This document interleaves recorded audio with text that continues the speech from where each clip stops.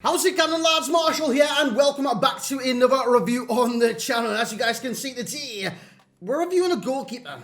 What am I doing? I've got no idea what I'm doing, but we're reviewing a goalkeeper. Now, my point of view on goalkeepers this year is it's very difficult to sort the good goalkeepers from the bad goalkeepers to the mid goalkeepers, because goalkeepers are pretty much prone to errors, prone to mistakes, do amazing saves from time to time. It's all relative. If you have a good experience with a goalkeeper, you'll enjoy that goalkeeper, but that doesn't mean that it's going to happen for every single user in this game. Someone could love Nick Pope massively, like amazingly. He's in every single team, whereas another user could not stand Pope. He's conceding everything. He's conceding chips, shots, lads. It's all player relative when it does come to goalkeepers. So I sit here thinking, why am I even doing this review? It's because he's an SBC, and I think you guys deserve the content to ask an SBC review, just to see if he's any different from other goalkeepers on this game. So that's why we're going to review him today, and if you do enjoy, lads, you know what to do. You bring that like, you smash that like, you subscribe to the channel if you're brand new around here, and make sure you bring the hype to the channel, lads. I want to bring the hype back, the positive vibes back to the channel, and that is exactly why we're doing these kind of style reviews again. The graphics, we're putting all the effort in. I think this is the most time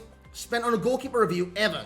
I just wanted a consistent in-depth review, and this is the most kind of look I'm having a goalkeeper. So in terms of Joe Hart, he's 6'5".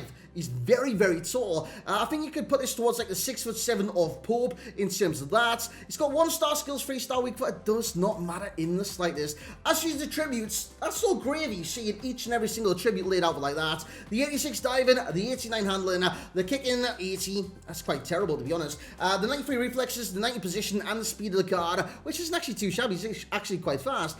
But there's a hidden attribute with goalkeepers that doesn't get too much. It should be on this, because that means a lot for goalkeepers, and it is reactions. Joe Hart, 70 reactions. That doesn't change whether he gets a 99 rated card, let alone a 91 rated card, let alone like a 74 rated card. You know what I'm saying? It will stay at the same reactions throughout the evolution of goalkeepers on this game, from informs to man of the matches to any card variants. And Joe Hart's got a very lowly 70. Put that in perspective with Team of the Year Neuer. He's got 88 or 86. Put that in perspective with Nick Pope. He's actually got higher. He's got 75, I believe. I'll just have a quick check of that, make sure I'm right, boys. But yeah, Nick Pope's actually got 75 reactions. So Pope's got actually better reactions than Joe Hart's. But the question is, will Joe Hart be sufficient enough on this game to warrant the price tag of 160 on the Xbox, 170 on the PlayStation? And would he be a good alternative to Pope, who is literally a percentage cheaper? Literally like 1%, 2%, 3%. Not cheaper, literally a percentage of that. It is crazy. But let's go see what Joe Hart has to offer. And they've got to remember as well, I think he's like one of the highest rated Premier League goalkeepers now in this 91 rated English. He's definitely the English highest rated goalkeeper, unless I'm literally just forgetting anyone. Pickford's got small arms. Guys, let's get in a review. Let's see how Joe Hart is. So here we go then, lads. And what I want to get to straight away is a goalkeeper. They're always going to concede goals. It doesn't matter if you've got Team of the Year Neuer. I've got Team of the Year Neuer. It doesn't matter if you've got Czech, Van der Sar, Yashin with a hat. A little bit of a screen tear there, but I do apologise for that. Happens every now and again. Sometimes it's in the footage, sometimes it's not. But you've seen straight away goals conceded.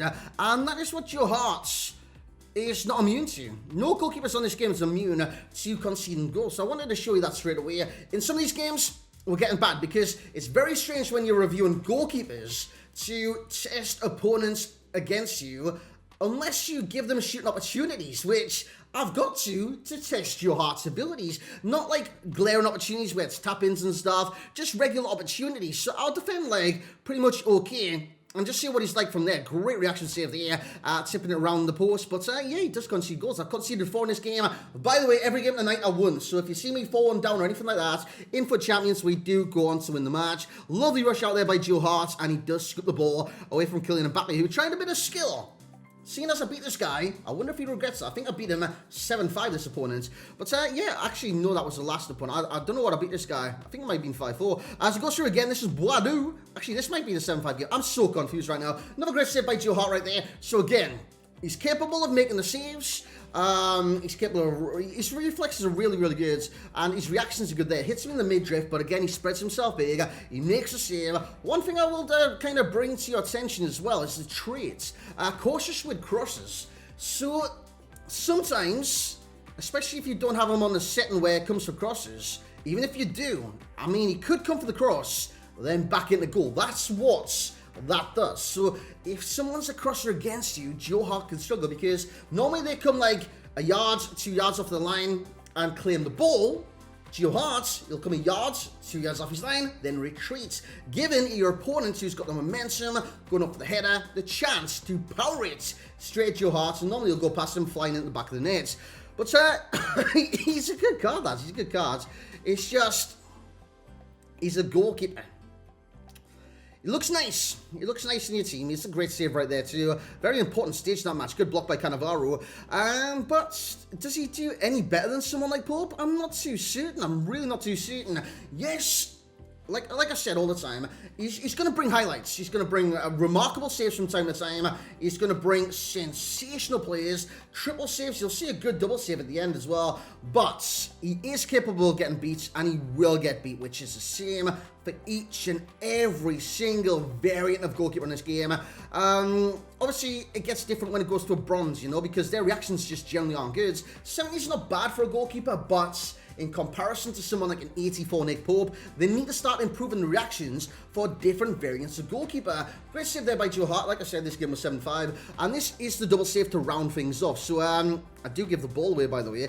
It comes to Messi, lovely through ball. It's a good rush off his line. He gets down well, and he that reaction there to instantly dive, sensational. So let's get into the overall summary for Joe Hart, and let's summarize, which you do in summaries. So there we have it then, lads. A goalkeeper review on the channel. Who would have thought? But yeah, I don't like doing goalkeeper reviews, boys. I'm not gonna lie. This goalkeeper kind of shenanigans, it is all down to personal preference. Now, other positions, strikers, you need to suit a certain mold. Of course, you can adapt your game style. You can't adapt your game style for goalkeepers on this game. So again, it is actually favoritism of goalkeepers. You could like Edison. Personally, I don't like Edison whatsoever on this game. You could like Allison. I think Allison's a liability, but some people swear by him, you know what I'm saying?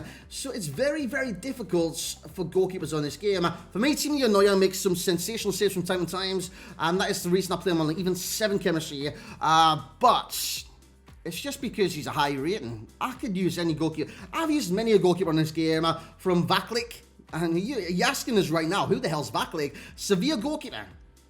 Reason I used him, link to Kunde, link to Diego Carlos, simple as peas. I used Benitez as inform, and Benitez plays for Nice, a link into Debo. So again, I'm not prone to using different goalkeepers on this game, and it is all personal preference.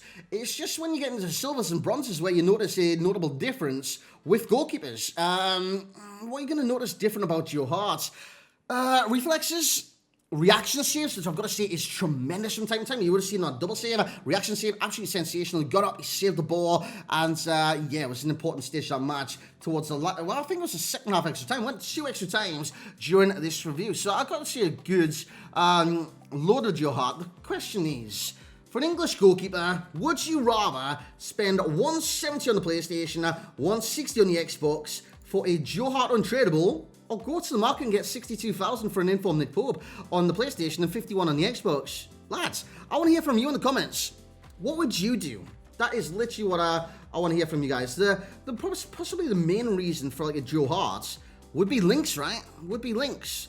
I don't believe any Spurs centre-backs have special cards in this game yet, but it could change in the future. So again, I just watch out for that. There's a lot of talented centre-backs at Spurs, Tanganga being one of them. He could get a special card in the future. Tanganga, that would be actually, honestly, that would be a crazy one, because even as a silver, Tanganga is brilliant on this game. So let's get the overall rating for Joe Hart and stuff. 8.4. But if it was his normal one, he'd probably get an 8.4 as well. But it's very, very difficult to say. As for the 170 on the Xbox and PlayStation, I do see the value in getting a 91 rated player for that price. It's just, honestly, I've got no ideas. Premier League. He's Premier League. He's goalkeeper. He's one of the best goalkeepers in the Premier League periods in terms of rating. because you look at other 91s on the market. How much is Jan Oblak right now? I'm just gonna have a little look for you guys. You know what I'm saying? Jan Oblak right now, the 93 is 265,000. It's actually got a 91 as well, which is base card. That is 129,000. Of course, this is all tradable as well. And his 92 is 169. So again, you could compare him to someone like Jan Oblak and think, you know what, the price is fair. So I do see the value in this cards, and I do see why the price is set at that. Enjoying would be a 9.0, makes some fantastic saves at times. It's just like any goalkeeper in the game. He makes mistakes. He's prone to errors. Every goalkeeper in FIFA 21 makes mistakes. There is no exception to any player. Periods. 1-star skill moves, 3-star weak, but 0 work rates because goalkeepers don't have work rates. Trades crosses with crosses, which does bring in kind of doubts because, like I said and explained during the gameplay, they come off the line, then they deplete back to the goal, or retreat back to the goal, I should say. Foot Championship would be a starter. Honestly, having one of these on the bench, pointless. Chemstar would possibly be good. He's a glove, if I can say that right. Diving, he's going to get an 8, 9 for reflexes, 8 for handling, and Lalana just scored.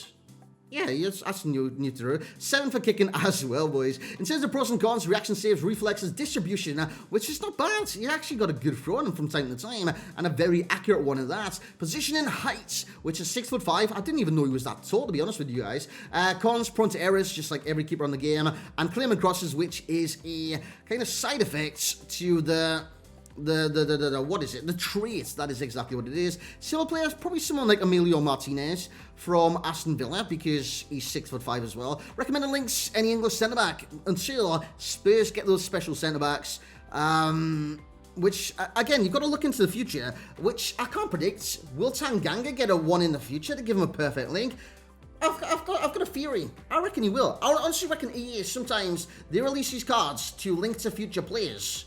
And then it gets you thinking, I missed out on that one. I must do the next one in the future so I don't miss out in the future. So again, it's got me thinking. I reckon we could get a Tanganga in the future. But guys, what do you think on this card? Let me know in the comment section below. That's going to be it from me tonight. By the way, the next review will feature one of the most overpowered what-ifs I've ever seen. Actually, one of the most overpowered players I've used in this game, period. If he does get an upgrade from the what-ifs, you guys, you need to buy him straight away. So look forward to that next review. It will be out tomorrow morning. Thank you very much for watching. Like, comment, subscribe. Make sure you drop your comments. I want to see the interactions today, boys. I hope you've had a great day. Like, comment, subscribe like I did say. And I will catch you all next time.